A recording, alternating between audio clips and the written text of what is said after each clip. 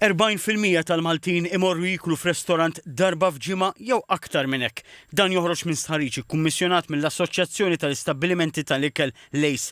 L-istħarriġ mill-istatistiku Vince Marmara juri l-15% jiklu fi stabbilimenti tal-ikel darbtejn jew aktar f'ġimgħa, 25% darba f'ġimgħa u kważi 19% tal-Maltin jiklu barra anqas minn darba f'xahar. L-istess tħarriġ sar mat-turisti li kienu għall-btala f'Malta, kważi 45% qalu li marru jiklu f'restorant kuljum u kważi terz marru darbtejn kuljum. Għal-Maltin l-aktar fattur importanti huwa l-ikel fuq il-platt u wara xi jħallsu għalih. Għat-turist il-prezz segwit mill-kwalità u l-post. Il-professur Marmara jispjega ma' TVM News li stħarriġ wera id-differenzi bejn il-Maltin u t-turisti. Nistgħu nqabblu fost il-poplu Malti kif ukoll mat-turisti. Fost il-poplu Malti għandek maġġoranza assoluta li qed jgħidu ir-restaurants f'Malta huma expensive, mentri fost it-turisti dak ir-riżultat huwa differenti. Għax fost it-turisti il-maġġoranza ta' it-turisti li jiġu f'Malta huma jgħidu li ir-restaurants Malta huma good value for money.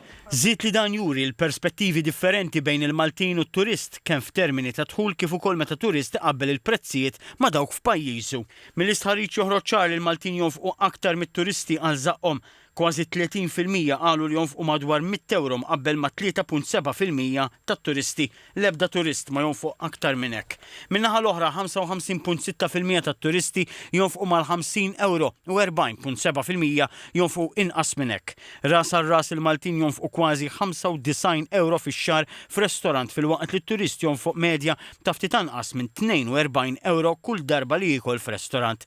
Kważi 50% tal-Maltin jemmnu li r-restoranti llum huma aħjar minn 10 snin ilu u l-Maltin iħallsu tips. Iva, ħafna aktar mit-turisti għax waqt li kważi 40% tat-turisti ma jagħtu xejn, 64% tal-Maltin iħallu tip ta' 5%. Li qed nagħmlu kuntenta bih, però qatt mhu biżejjed.